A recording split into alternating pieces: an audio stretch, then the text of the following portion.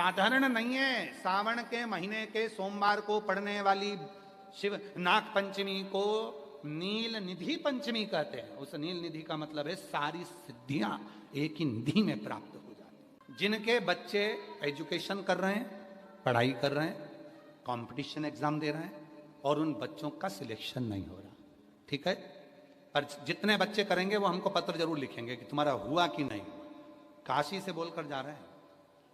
और ये कथा केवल सीवर वाला बाबा नहीं बाच रहा है, ये कथा स्वयं विश्वनाथ बाचने के लिए आए। जितने शब्द होंगे सारे विश्वनाथ जी के होंगे। जितने बच्चे एजुकेशन कर रहे हैं और जितने बच्चे कंपटीशन एग्जाम दे रहे हैं, रिजल्ट नहीं आ रहा, 1 नंबर से, आधे नंबर से, 1.5 नंबर से, 2 नंबर से रह जा रहे हो, तो प्रयास करो। सावन के महीने के सोमवार की नाग पंचमी के दिन, सोमवार की नाग पंचमी के दिन लाल चंदन बाजार में होता है, लाल चंदन, उस लाल चंदन का लेपन घिस लो। उसको घिसकर बेलपत्री की दोनों पत्तियों में, नीचे वाली दोनों पत्तियों में उस लाल चंदन का लेपन करिए।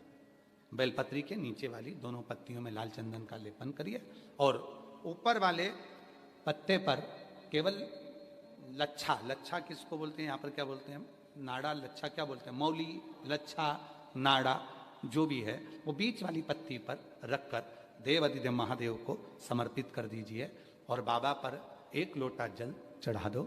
शिव जी से प्रार्थना कर कर बेलपत्री वहीं छोड़ो, लच्छा लेकर आ जाओ और अपने हाथ में या अपने कमरे में उसको संभाल कर रखो। जब तुम्हारा विल पावर कमजोर हो, जब तुम्हें लगे कि मुझे ये कंपटीशन एग्जाम निकालना है, उस समय पर भले एग्जाम में तुम्हें बांध कर नहीं जाने दें, पर उसके पहले तक भी तुम्हारे शरीर के पास में वो लच्छा होना चाहिए। फिर भले उतार कर जाओ, एग्जाम देकर आओ, फिर पत्र इस व्यासपीठ पर तुम्हारा जरूर होगा, मिले। वो नवनिधि में एक निधि बड़ी प्रबल होती है जिसको कहते हैं नील निधि। दुनिया के लोग भगवान से कहते हैं, भगवान हमको अष्ट सिद्धि नवनिधि दे दो।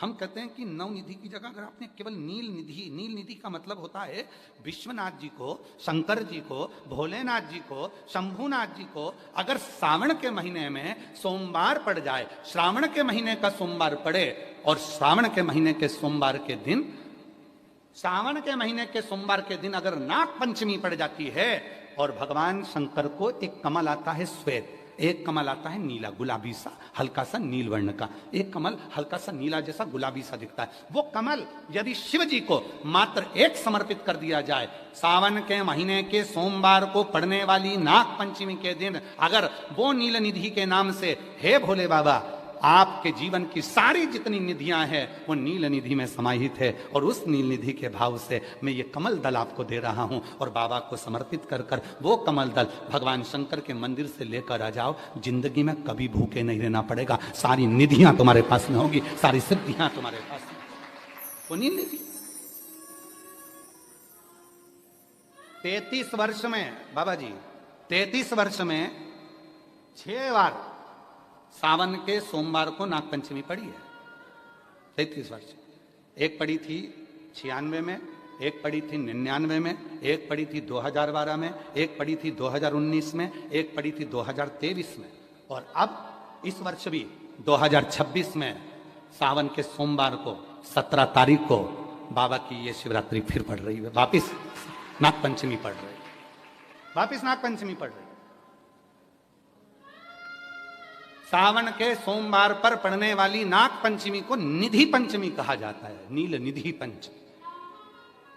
भले वो नाग पंचमी है पर वो इतनी निधि दे देती है। क्यों कहते हैं महाराज, आपने देखा होगा चंद्र ग्रहण, सूर्य ग्रहण होते हैं तो लोग शंकर जी के मंदिर में बैठकर तप करते थे, अघोरी तप करते थे, साधना तप करते थे। अब ये संसार का मनुष्य कोई अघोरी तो है, संसार का मनुष्य अघोर व्रत तो धारण करता नहीं है। संसार का मनुष्य तो बेचारा घर में डूबा रहता है, परिवार में डूबा रहता है, काम में डूबा रहता है। तो इसको निधि कैसे प्राप्त हो, इसको वो हीरा कैसे मिल जाए, इसको वो फल कैसे मिल जाए, तो उसके लिए स्वयं देवाधिदेव महादेव की कथा कहती है, स्कंद पुराण वर्णन करती है, शिव पुराण वर्णन करती है। सावन के महीने में जब सोमवार पड़े, सोमवार के दिन नाग पंचमी पड़े, नाग पंचमी के दिन जो नील पुष्प भगवान शिव को कमल का समर्पित कर देता है और उसी कमल के पुष्प को नील निधि के रूप में ले लेकर आ जाता है, उसके पास में कभी जिंदगी में ना अष्ट सिद्धि की कमी होती है, ना नवनिधि की कमी होती है। उसका वैभव जितने संसार के लोग कर्जे में है, भले तुम्हारा बैंक का कर्जा हो, लोन का कर्जा हो, चाहे तुमने दुनिया में कहीं से भी कर्जा ले रखा हो, एक बार अभी 17 अगस्त को पड़ेगी, सोमवार को नाग पंचमी, 17 अगस्त, 33 वर्ष में ये 7वीं बार आ रही, बहुत रुक रुक के आती है सोमवार के, बहुत रुक रुक के, और ना जाने फिर अगला योग कब लगेगा। अगर मौका मिला है कर लो। और हमने यहां तक कहा यदि कमल का पुष्प ना मिले तो एक महाराज जी एक पुष्प होता है, वो नीले कलर का शंख जैसा होता है, जो शिव जी को बड़ा प्रिय है। क्या बोलते हैं उसको, शंख पुष्पी, क्या वो, नीलकंठ, हाँ, एक नीले कलर का होता है। अभी तो यहाँ पर है नहीं, हम प्रयास करेंगे आपको उसका दर्शन कराए। चढ़ा है, लाओ चढ़ा है, लाओ लाओ। अच्छा, यहाँ मिलता है, अच्छा, हाँ, ये देखो, अगर मान लो तुम्हें नील कमल ना मिले, नील कमल प्राप्त ना हो, कहीं सरोवर तालाब में अभी बहुत बारिश हो रही है, कहीं जाना नहीं, नील कमल नहीं मिल रहा है, तो ये नीला पुष्प अगर आपको मिल जाए, एक बार नील निधि के नाम से शिव को समर्पित करना और बाबा को समर्पित कर कर उसी को वापिस लेकर आना। बाबा मेरे घर में अष्ट सिद्धि नव निधि निवास करे, कृपा करना। 1 साल के अंदर आप सब पत्र में लिखकर भेजोगे कि आपको किसी के दरवाजे पर हाथ फेराने की जरूरत नहीं पड़ेगी, भगवान जो वैभव देगा वो देखते बनेगा। नील निधि,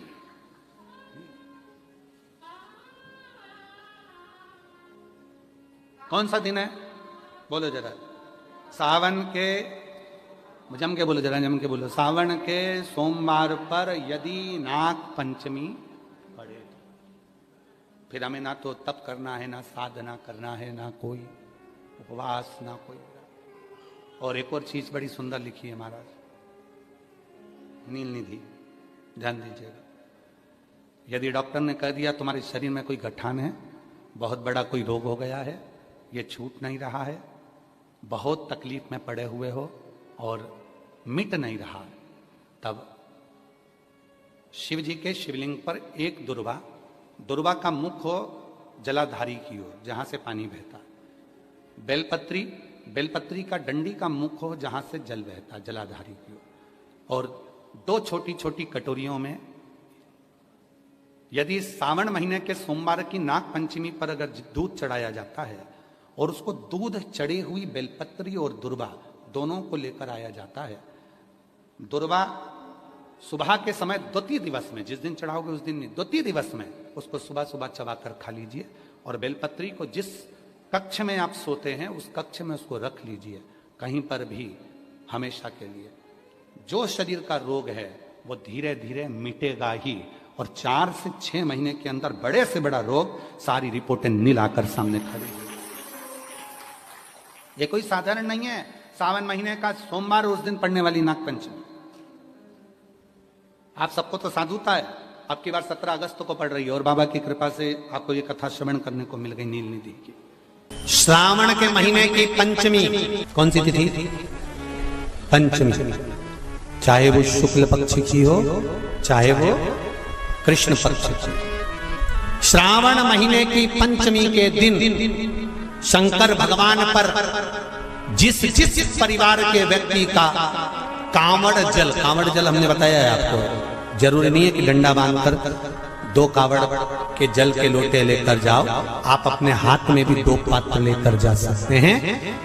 पंचमी तिथि के दिन हाथ में 2 लोटे जल के, 2 कलश जल के जब हम शंकर भगवान को चढ़ाते हैं तो ऊपर जो कमंडल होता है शिव जी के ऊपर जलधारी होती है, जिसमें जया, विषहरा, शामली बारी, दौतली और देव, शंकर भगवान की 5 बेटियां जिसमें विराजमान होती हैं। जब हम जल समर्पित करते हैं, हमारे पीढ़ी में, परिवार में अगर कोई अधोगति में मर गया होता है, कुंवारी अवस्था में चले गया होता है, गर्भ में मर गया होता है, गर्भ के बाहर निकल कर भी अगर कुंवारी अवस्था में चले गया होता है, तो श्रावण महीने की दोनों पंचमी पर परिवार का अगर कोई एक व्यक्ति भी जल चढ़ा देता है शंकर भगवान पर, तो सर्प की योनि में नहीं पड़ता, जीव मुक्त हो जाता, प्रेत योनि में सर्प की योनि से मुक्त हो जाता।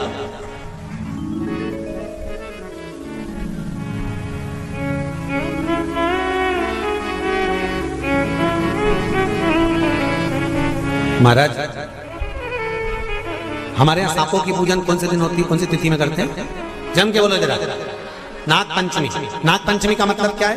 सांपों की पूजन करो। नाग पंचमी का मतलब होता है शंकर जी के मंदिर में जाकर एक लोटा जल समर्पित कर दो। उसका कारण क्या है कि हमारे परिवार में, हमारे कुटुंब में कोई कुटुंब में, परिवार में कोई 7 पीढ़ी के अंतर्गत भी अगर कोई जीव तड़प रहा होता है, पड़ा हुआ होता है, उसकी मुक्ति नहीं होती है, तो पंचमी का चढ़ा हुआ जल उस जीव को प्राप्त हो जाता है और वो जीव तर जाता है, उसका फिर जन्म नहीं होता, वो तर। इसको मुक्तता कहता, इसको मोक्ष कहता। पंचमी के दिन, चाहे नाग पंचमी हो, चाहे श्रावण महीने की शुक्ल पक्ष की, चाहे कृष्ण पक्ष की पंचमी हो, और समझ लो अच्छे से, श्रावण महीने की पंचमी के दिन देवाधिदेव महादेव पर चढ़ाई गई शमी पत्र,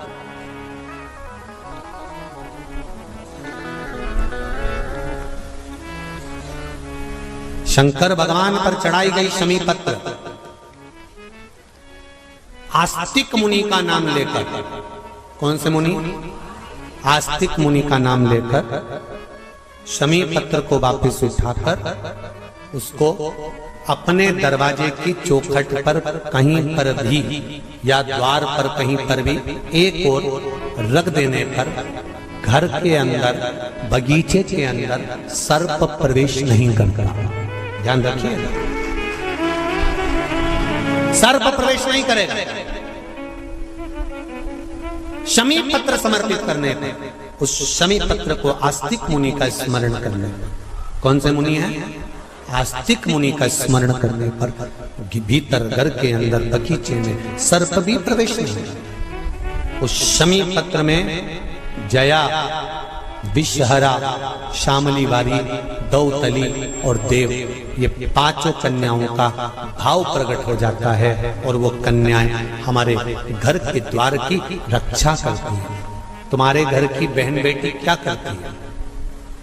तुम्हारे घर की बहन बेटियां क्या करती हैं? घर में बहन बेटी आती हैं तो बद्दुआ देकर नहीं जाती। घर में कन्याएं रहती हैं, बद्दुआ नहीं देती। घर की बेटियां जब दरवाजा छोड़कर शादी कर वाले दिन, विदाई के दिन अगर जाती भी हैं, तो बेटियां हाथ में धान भरकर फेंक कर जाती हैं कि मेरा मायका खूब फले फूले, आगे बढ़े, छापे लगाकर चली जाती हैं कि हमने हमारी जीवन की सारी दौलत, जीवन का सारा सुख अपने मायके में दे दिया है। वो बेटियां तो जया, विषहरा, श्यामली बारी, दौतली, देव, ये उस घर में निवास करती हैं जिससे ये घर में हम रक्षा कर सकते। पत्रिका खोलते हैं पंडित जी और कह देते हैं कि काल सर्प दोष है। पत्रिका खोलते हैं और कह देते हैं पितृ दोष है।